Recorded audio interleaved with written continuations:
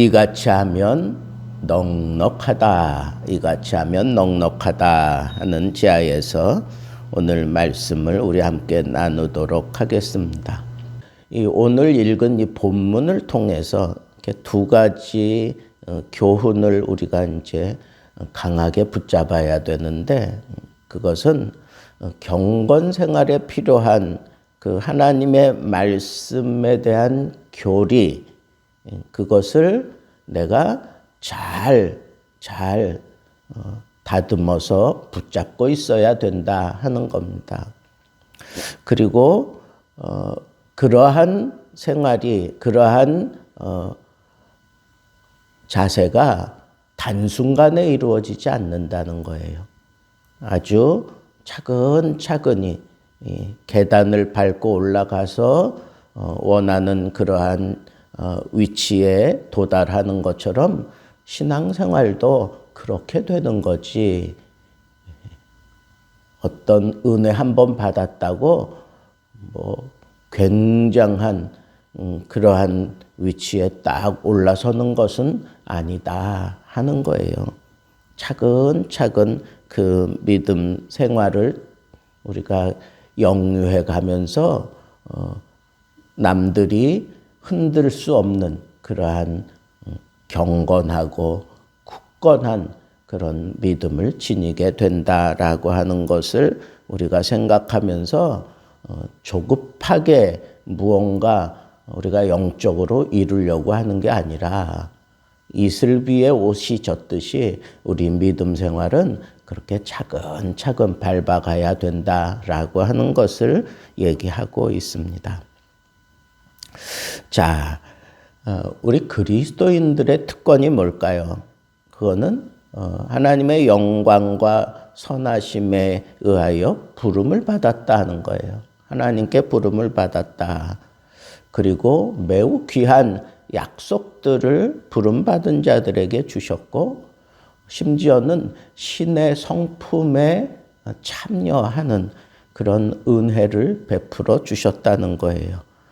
그리고 이 세상은 우리의 본향이 아닌 것을 아주 깊이 깨닫고 우리는 천국을 바라보며 살지 이 세상에 뜻을 두고 살지 않는다.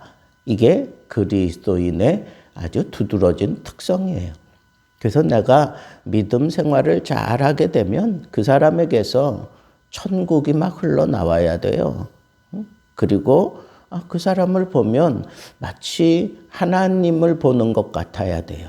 하나님이 우리에게 좀 차원이 다른 그런 성품을 보여주는 것처럼 그렇게 사는 거예요. 우리도 세상 사람들이 볼 때 저 사람은 참 하나님처럼 말하고 하나님처럼 생각하고 하나님처럼 행동하고 있어. 이런 게 느껴져야 한다는 거죠.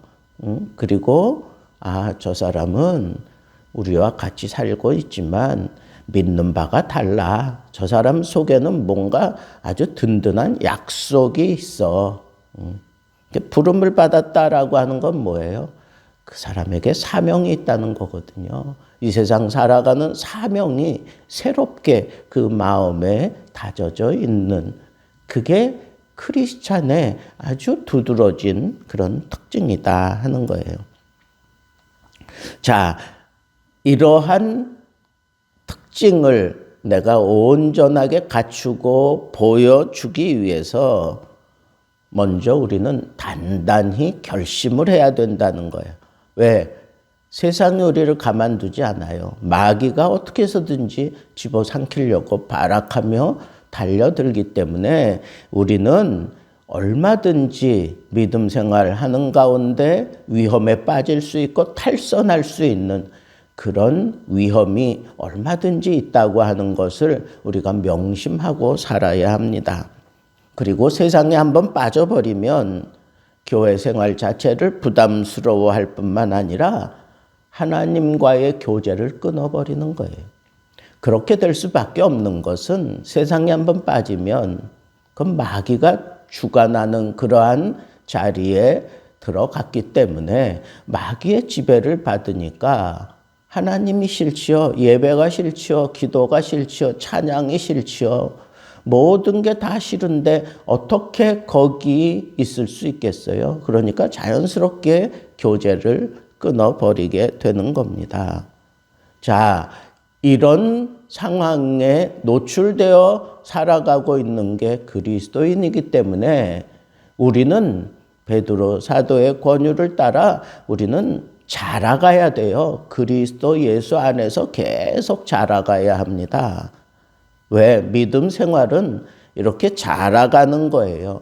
우리가 믿음 생활하면서 하나님의 뜻을 따라 행동하며 우리가 조금씩 이렇게 성장해 가면서 마침내 그리스도의 성품에 우리가 참여하게 되고 그리고 하나님의 그 사명이 우리들을 통해서 이루어지는 그런 놀라운 역사가 일어나게 되는 것이기 때문이다. 그런 얘기입니다. 그래서 우리는 무엇보다도 이 믿음 생활에 아주 기초가 튼튼해야 될 뿐만 아니라 이 믿음이 세상의 그 어떠한 것보다 우월한 탁월한 그러한 힘과 능력과 고상함이 있다고 하는 이 사실을 늘 경험하면서 살아야 된다 하는 거예요. 그래서 그런 자라나가되 이런 식으로 표현하고 있어요. 믿음의 덕을 그랬어요.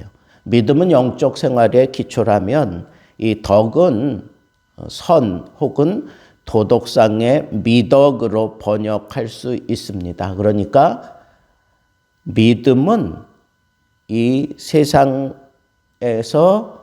믿음을 더욱 우월하게 만드는 그 조건이 덕이에요. 그러니까 저 사람 믿음 생활하는데 덕이 없어. 이런 얘기 들으면 아직 못 자라고 있다는 거예요. 또 그 덕에 머물러 있지 않고 그 덕에 지식이 들어가야 돼요.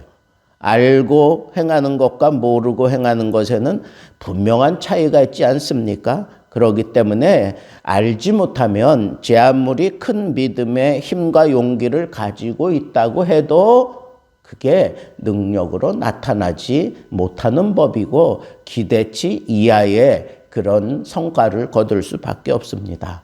그리고 그 지식에 머물러 있어서도 안 돼요.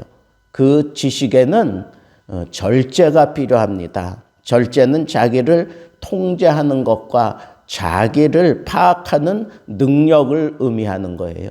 날마다 자기를 알아가면서 세상과 심각한 전투하는 것, 그게 바로 지식의 절제를 이루는 모습입니다.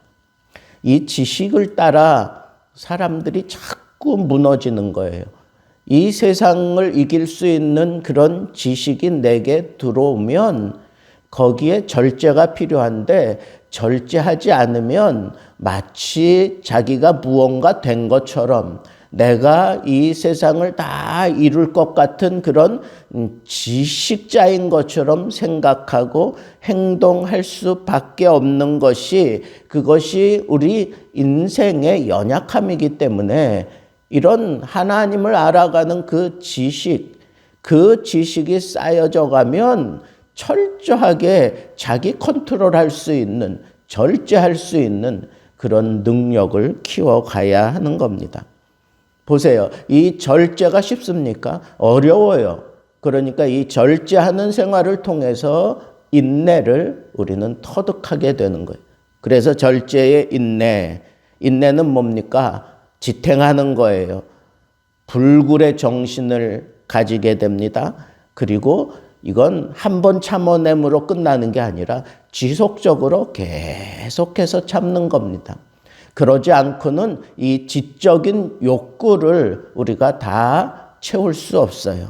그래서 인내가 없이는 온전하게 구비하여 조금도 부족함이 없는 그러한 아주 탁월한 그런 믿음의 자리에 들어서지 못한다. 절제를 통해서 여러분 아무리 귀한 보석도 잘 이렇게 다듬어 가지고 그래 가지고 찬란하게 빛나게 되는데 한번 이렇게 잘 깎아봤더니 너무 영롱한 빛이 나는 거예요. 근데 그걸 남들보다 더 찬란하게 이렇게 빛을 내기 위해서 계속 깎아대면 결국은 망하는 거예요. 그래서 우리는 이렇게 인내의 경건을 또 추구해야 됩니다. 인내함으로 인해서 우리는 어떤 탁월한 그런 자리에 올라서게 됩니다. 부족함이 없는 그런 자리에 서게 되지만 거기서 머물러 있어서도 안 돼요. 거기에 경건이 들어가야 돼요. 경건이 뭡니까? 하나님을 공경하고 하나님 앞에 충실하고 궁극적으로는 하나님을 예배한다라고 하는 겁니다.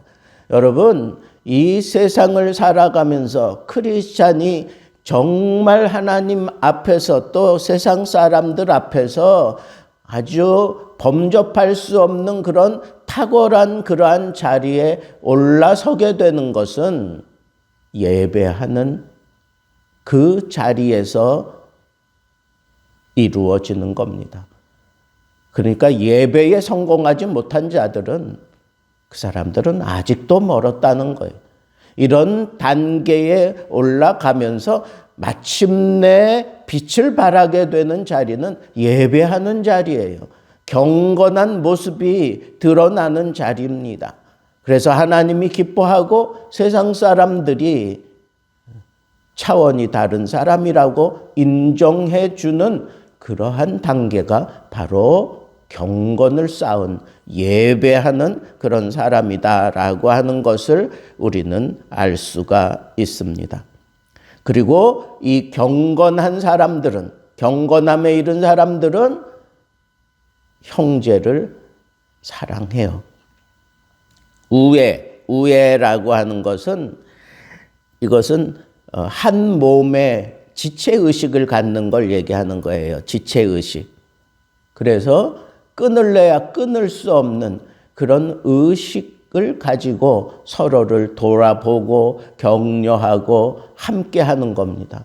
여러분, 그래서 우리는 정말 내가 성숙한 믿음을 가진 사람이라면 나도 모르게 이 교회의 지체들에게 자꾸 신경이 가는 거예요.